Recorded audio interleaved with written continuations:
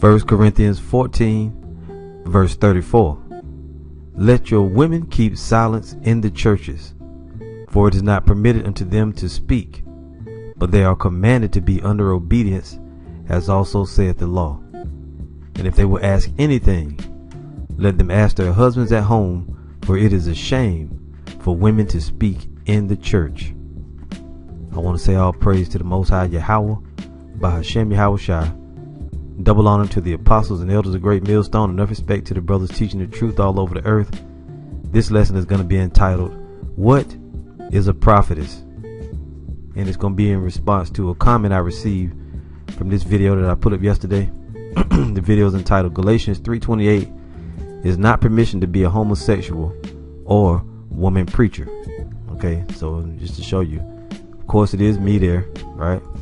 And the lesson was fiery, of course.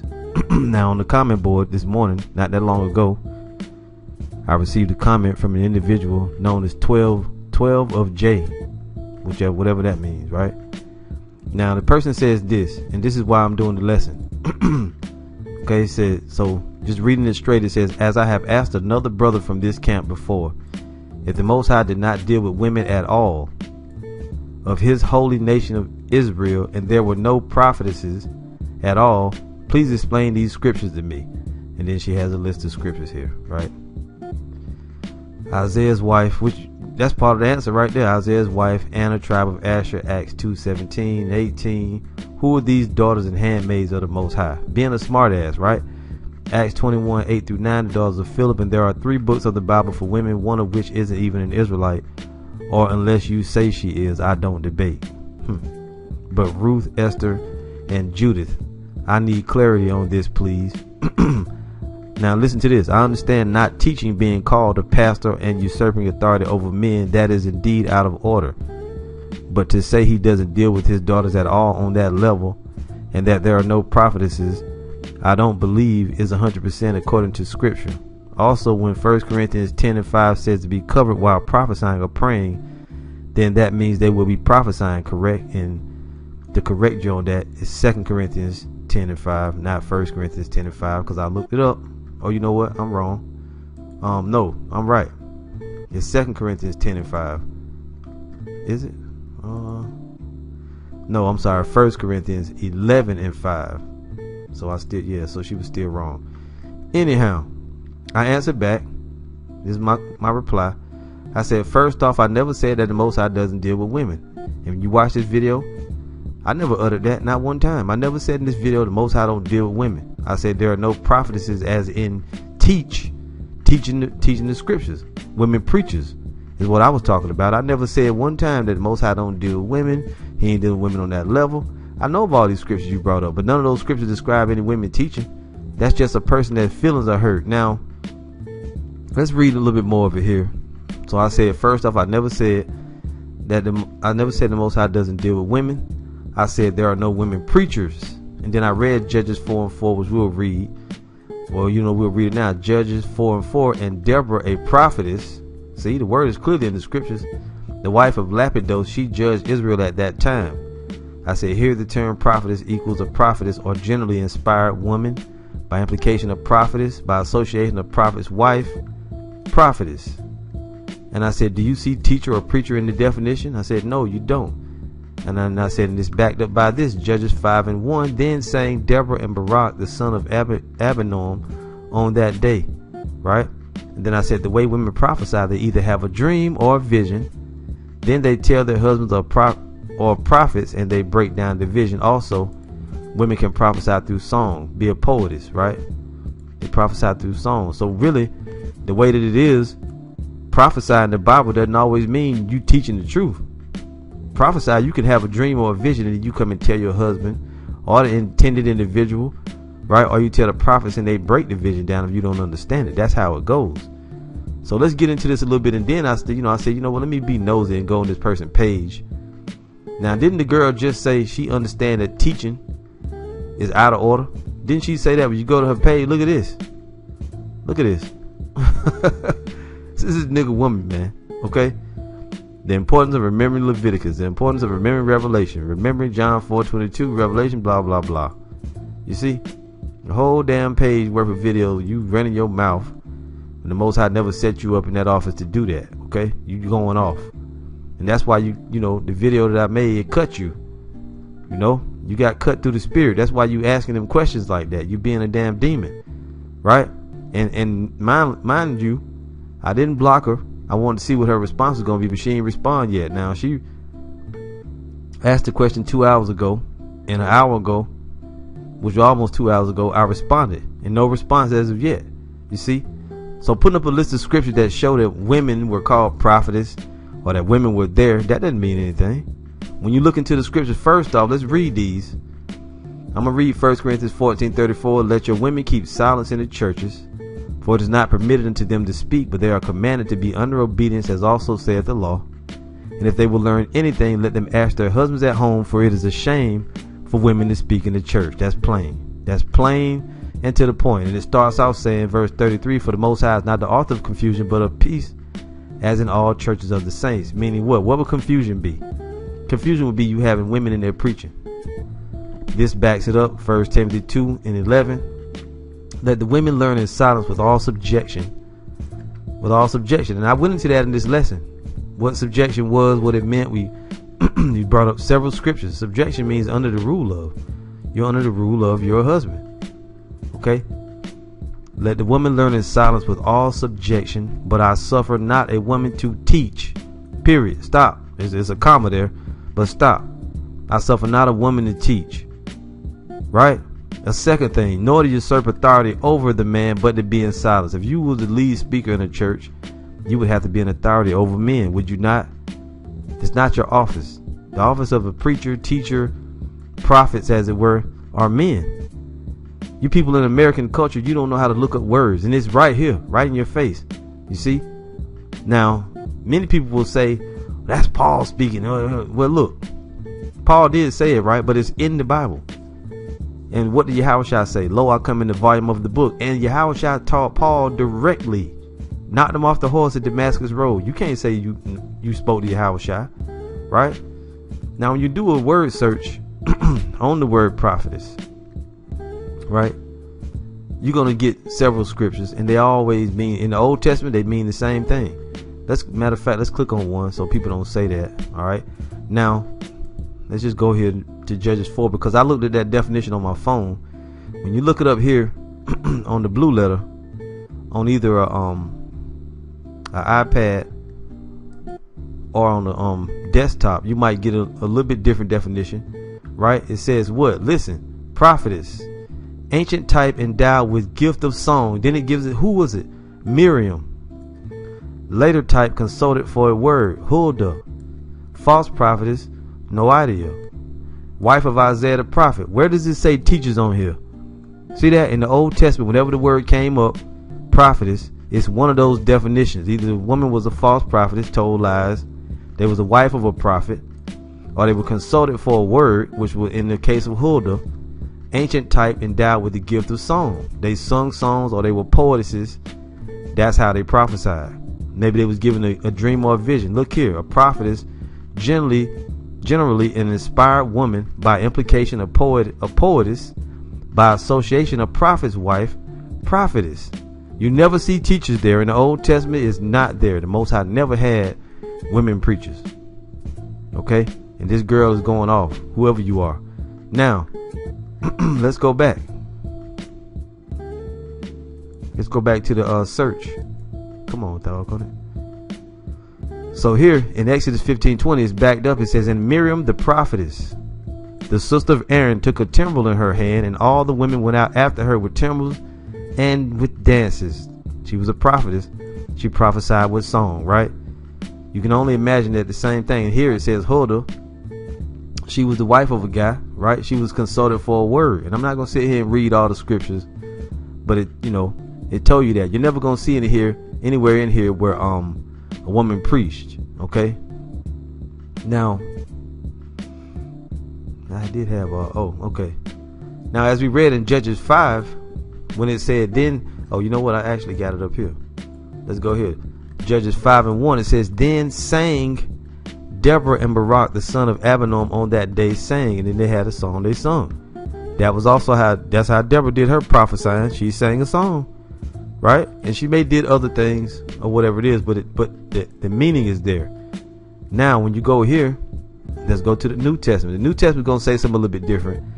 Luke 2:36, and there was one Anna, a prophetess, the daughter of Phanuel of the tribe of Asher. She was of great age and had lived with an husband 7 years from her virginity. Right? The word prophetess only shows up twice in the New Testament. Now, what we know about the Old Testament, did the Most High ever have women preachers? No, never at any time. So let's go to the New Testament and look up the word, because it's Greek. So obviously the word is going to mean something different, right? Or it's going to have a little bit different definition. So when you look up prophetess here, right, it's prophetess. And when you go and you look up the definition now, it says a prophetess, a woman to whom future events or things hidden from others are at times revealed, either by inspiration or by dreams and visions. A female who declares or interprets oracles. Boom. A female foreteller or an inspired woman, prophetess. Did it say teacher? Did it say preacher? Did it say she was on the streets breaking down scriptures? Nope. Did it say she was standing teaching men? Nope. Did it say she was up there in front of everybody like Juanita Bottom, showing her ass, going all crazy? I'm a prophet, woman of the Lord. Nope. So when I answered her I was correct. And now it doesn't want to give me the full definition. Let's refresh it. See, you people in America, you don't understand nothing, and you constantly trying to find fault with us when we bring out the truth. And this right here, do you know women are not allowed to speak in church? That's accurate. Your mouth need to be closed. Now here we got let's see, maybe she said something back. Nope. And that's another bugged out woman asking something dumb. You people are stupid. You think when the scriptures say the Lord was hung on a tree, that it means he was hung by the neck? He was crucified, man. Hung on a tree simply means what? What's a cross made out of? It's made out of wood. Good Lord. Anyway, here the term prophetess or inspired woman, by implication, a prophetess by association, a prophet's wife, prophetess. Do you see teacher or preacher in the definition? No, you don't. And when you go over here, even in the New Testament, you never see it. Teacher or preacher. A prophetess, a woman to whom future events or things hidden from others are at times revealed. And I said that a woman can get a vision, she can get a dream, and then tell people. I never said the Most High to do that because it's in the Bible. What about Manoah's wife? I think her name was Hannah, right? What about Elizabeth, John the Baptist's mother? What about her? What about Mary? What about all these different women in the scriptures that had dreams and visions, that saw angels and talked to them? I would never say something so damn stupid. Right? I said the way women prophesy, they either have a dream or a vision, then they tell their husbands or prophets, and they break down the vision. Boom. Exactly what I said, right? And that's it. Let's go on. Now let's read a few of these scriptures that come up, because she brought it up. This is Joel 2 verse 28. And it shall come to pass afterward that I will pour out my spirit upon all flesh, and your sons and your daughters shall prophesy. Your old men shall dream dreams, your young men shall see visions. Now when we looked at, and let's also read here. And also upon the servants and upon the handmaids in those days will I pour out my spirit. And I will show wonders in the heavens and in the earth, blood and fire and pillars of smoke. The sun shall be turned into darkness and the moon into blood before the great and terrible day of the Lord come. Now, knowing what we know about the Old Testament, what we read so far, when the scripture says here prophesy, we're going to look it up. We know the woman's role and the man's role. Did the Most High ever at any time when dealing with a woman called a prophet and say that she was a preacher or a teacher? Of course not. So when it says here, I will pour out my spirit upon all flesh, and your sons and your daughters shall prophesy. What could this mean? And the word has several definitions. You got to find the one that's going to fit the office, right? To prophesy under influence of divine spirit of false prophets, to prophesy under influence of divine spirit of false prophets, i.e. Prophesy, i.e. to speak or sing by inspiration and prediction or simple discourse. Prophesying makes self a prophet. So if you know that women don't teach, right, is this going to be applied to the daughters as teachers? Of course not. It's going to be applied to them as singing, right? Even speaking. They may speak and tell somebody of a thing that they heard that the Most High showed them in a vision or a dream. As the brothers that teach the truth, many of their wives have dreams and visions. They tell them about the dream and vision. The brothers make videos and break it down to the congregation. That's happened 1,000 times, right? It's happened 1,000 times.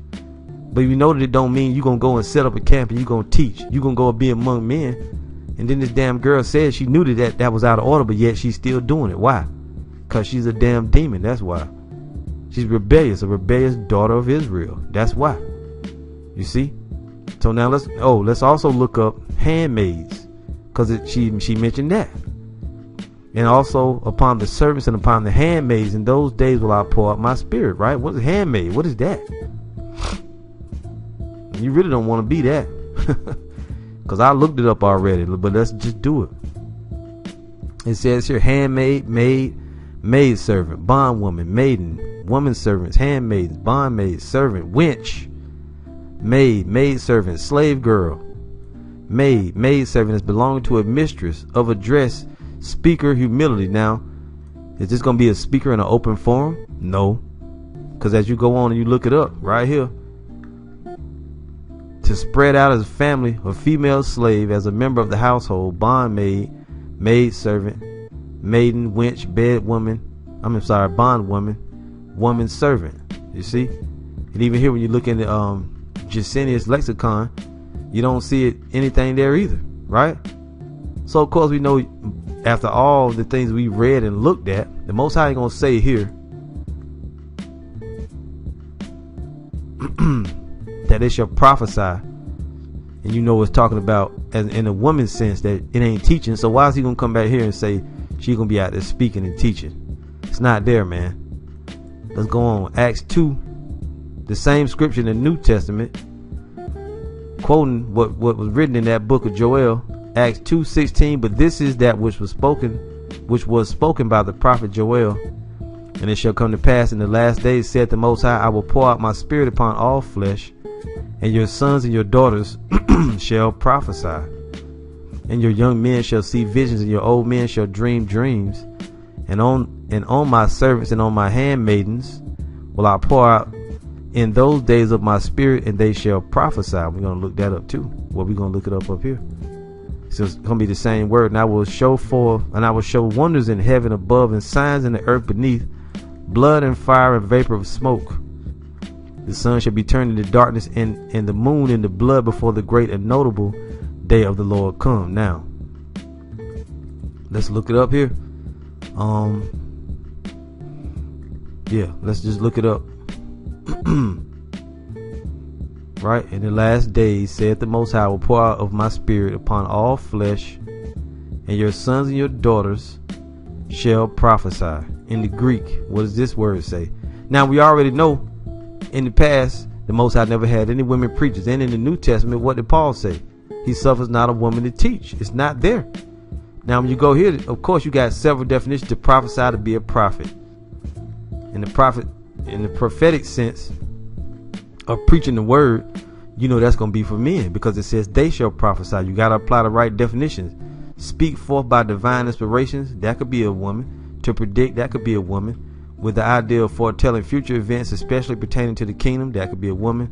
To utter forth, declare a thing which can only be known by divine revelation, that could be a woman. To break forth under sudden impulse in lofty discourse or praise of the divine counsels. Lofty discourse is probably not woman, but praise of the divine counsels, that could be female. Under light prompting. Now it says here to teach. You think and refute, reprove, admonish. None of those are going to be a woman's office.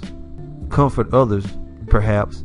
To act as a prophet, discharge a prophetic office. Of course, obviously that's not a woman, right? To foretell events, divine, speak under inspiration, exercise a prophetic office. So you're going to have certain definitions that apply to the men, and then certain definitions that can apply to both. But this definition can only apply to men. Exercise the prophetic office, be a prophet, as in Isaiah, Jeremiah, Ezekiel, right?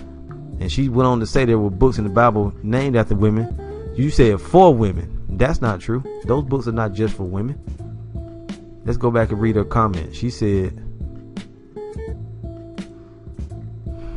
let's see, the book of Micah.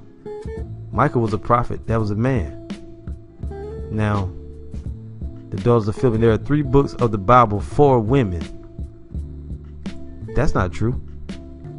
The book of Esther wasn't for women. The book of Judith wasn't for women, and neither was the book of Ruth. They was for the Israelites in general, right? And they all had a lot of different meanings in the books, but a lot of things happened. They weren't written specifically for women. So you're getting your clarity. Now again, I need clarity on this, please. I understand not teaching, being called a pastor, and usurping authority over men. Would you, if you understand it, why you over there trying to teach? That is indeed out of order. Yeah, and you out of order. Let's go on though. Back in the scripture again. So we looked up prophesy. Now let's look up handmaidens.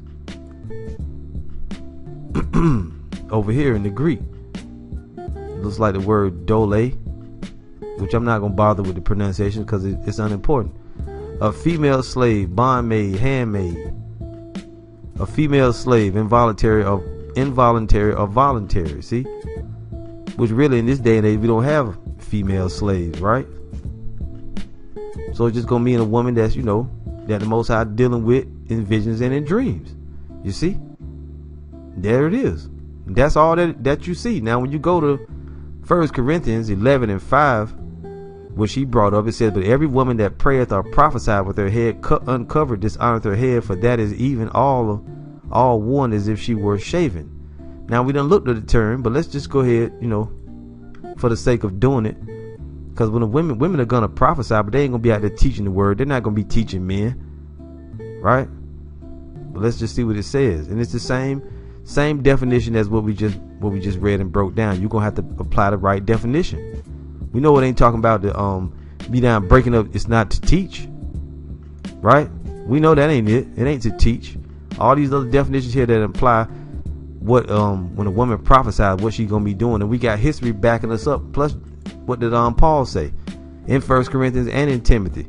What was written there, right? The Most High is not the author of confusion. See, there are not gonna be any women preachers. Now I'm gonna say this: a lot of you people out there try to accuse us and saying like just because the ministry is dominated by men, that's the way that it's supposed to be. And you got brothers putting it up on the comment board. 1 Corinthians 14:34 through 40. Excuse me. See, even women on the comment board agreeing with the lesson. Maria Clark, every single word of this.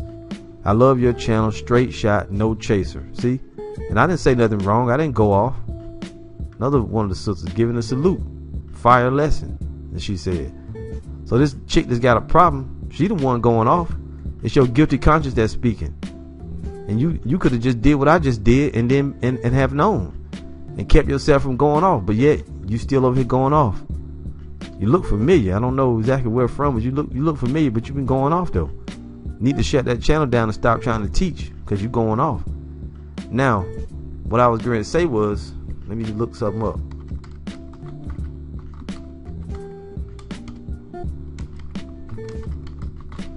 People love to accuse us and act as if we saying that women are not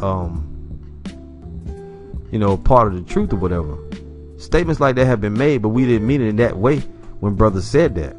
Brothers mean that the truth is, the teaching of the truth is not for women, right? As you got an ongoing debate where this guy was, or somebody been going around saying women are part of the 144,000, but they're not, because the brother, the elder from Dallas has been dealing with that. Let's go over there and look at that real quick, because you got a lot of demons these days pushing that false doctrine that women are part of the 144,000. You're not part of the 144,000. You're part of the elect.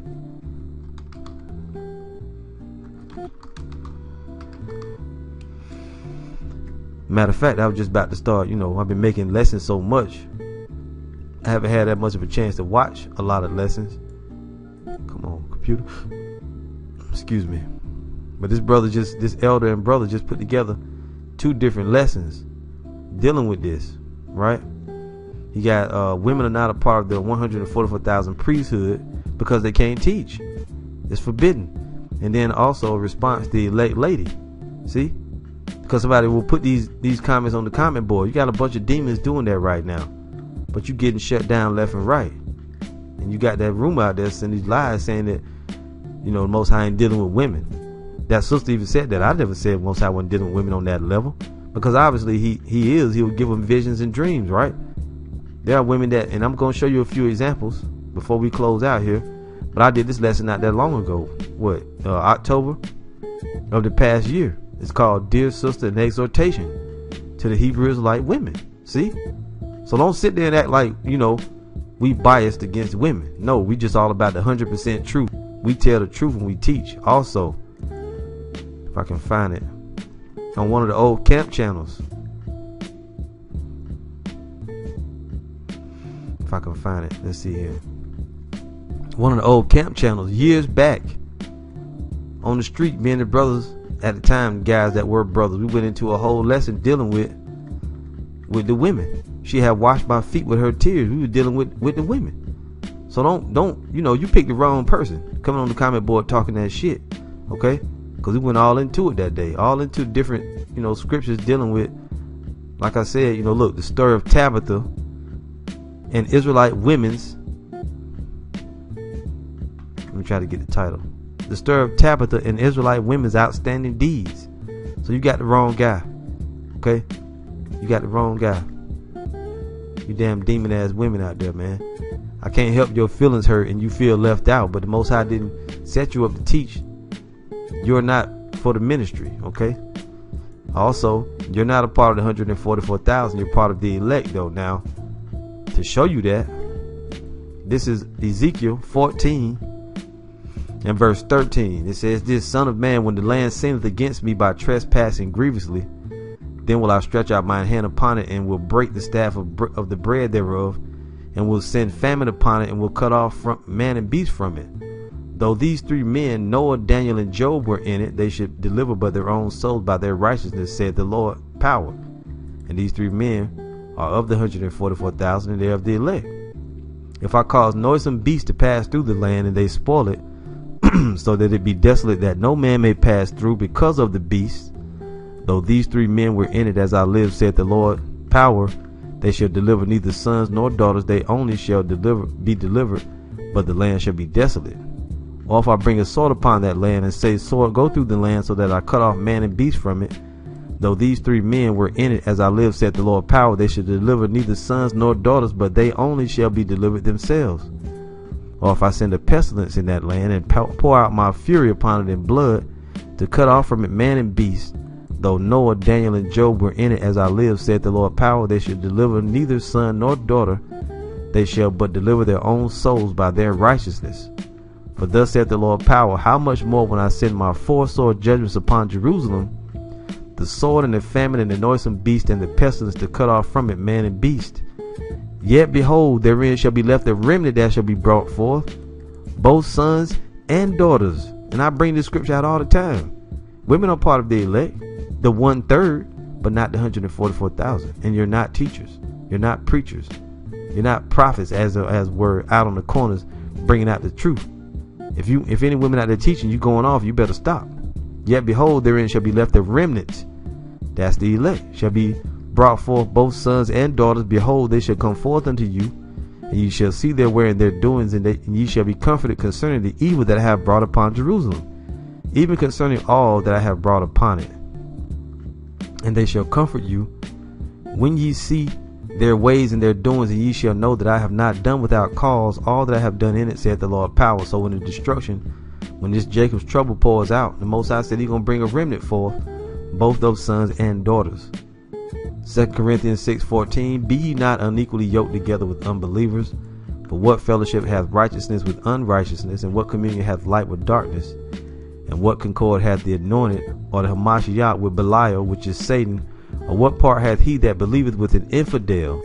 And what agreement hath the temple of the Most High with idols? For ye are the temple of the living God. And as the Most High hath said, I will dwell in them and walk in them, and will be their God, and they shall be my people. Wherefore come out from among them, and be ye separate, saith the Lord, and touch not the unclean thing, and I will receive you, and will be a father unto you. Ye shall be my sons and daughters, saith the Lord Almighty." So again, I never said the Most High wasn't dealing with women at all. I never said that. I don't know where you got it from, this chick that said it, but you was going off. You bearing false witness. Now, if somebody said that, you have to take into account what they were saying. If you say, "Oh, the Most High ain't dealing with the women," it just means I know what brothers have said, uttered that, But what they were saying was the Most High did with women on the level of teaching, because you're not to teach. Plain and simple. Now, even in the old days when Israel went through shit, we went through the curses, we went through tribulation, the women were there present, and you had those of the women that were noble, that had noble deeds, right? Now I want to read, I don't want to have to read all of this, but this is when King Antiochus, the damn wicked, First Maccabees 1:41. Moreover, King Antiochus wrote to his whole kingdom that all should be one people, and every one should leave his laws. So all the heathen agreed according to the commandment of the king. Yea, many also of the Israelites consented to his religion and sacrificed unto idols and profaned the Sabbath. You see, for the king had sent letters by messengers unto Jerusalem and the cities of Judah that they should follow the strange laws of the land. You see what's going on here. And forbid burnt offerings and sacrifice and drink offerings in the temple, and that they should profane the Sabbaths and festival days and pollute the sanctuary and holy people. Set up altars and groves and chapels of idols and sacrifice swine flesh and unclean beasts, that they should also leave their children uncircumcised and make their souls abominable with all manner of uncleanness and profanation. Why did they do it? To the end that they might forget the law and change all the ordinances. And whosoever would not do according to the commandment of the king, he said he should die. See? In the selfsame manner wrote he to his whole kingdom and appointed overseers over the people, commanding the cities of Judah to sacrifice city by city. Then many of the people were gathered together unto them, to wit, every one that forsook the law. And so they committed evils in the land, and drove the Israelites into secret places, even wheresoever they could flee for succor, cities of safety. And it says, now the 15th day of the month Caslu, in the 145th year, they set up the abomination of desolation upon the altar, and builded idol altars throughout the cities of Judah on every side, and burnt incense at the doors of their houses and in the streets. And when they had rent in pieces the books of the law which they found, they burnt with fire. And wheresoever was found with any the book of the testament, or if any consented to the law, the king's commandment was that they should put him to death. Which means the damn Edomites was going crazy, right? And they wanted to stop the Israelites from keeping the law. Why? To keep the Most High from being, from us being with our God. Because if you turn away from his law, you turn your back on him, then he turns his back on you. You see? So this is what the devil did. That's why they got a Christianity doctrine now, saying the law was done away with, to separate the Israelites from their God. Now during this time, it was heavy persecution, right? Listen close. Thus did they by their authority unto the Israelites every month, to as many as were found in the cities. They were putting to death people that was keeping the law, or that circumcised their children. Now the 5 and 20th day of the month, they did sacrifice upon the idol altar, which was upon the altar of the Most High. They put a pagan altar on top of the Most High's altar. At which time, according to the commandment, they put to death certain women that had caused their children to be circumcised. And they hanged the infants about their necks, and rifled their houses, and slew them that had circumcised them. See? So these women went against the commandment of the king to keep the law instead, and they died. That's a noble act, right? Committed by women. Howbeit many in Israel were fully resolved and confirmed in themselves not to eat any unclean thing, wherefore they chose rather to die, that they might not be defiled with meats, and that they might not profane the holy covenant. So then they died, and there was very great wrath upon Israel. So you people out there with the hurt feelings, man, you got the wrong people, because we bring out all the truth. And also, don't forget, First Maccabees is in chapter 7. That story, if I got the right chapter, and I might have it wrong. Let's see.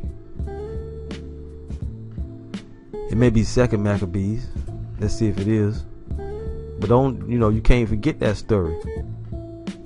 I don't know if I got it right.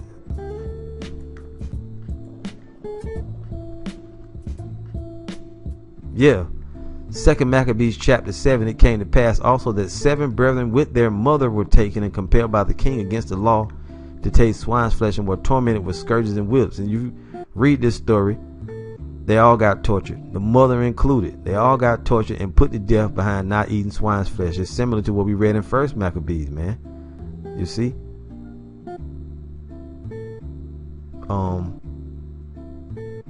Yeah, and you just got to go read the story because it's too lengthy for me to read it now. But that's, more deeds of, great Israelite women. You see, great Israelite women. And I would never say, y'all got it wrong, man. Just because we bring out the truth, we got to bring out the truth the way it's supposed to be taught.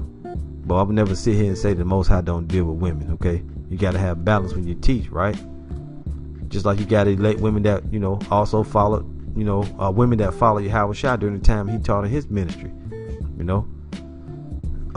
if she...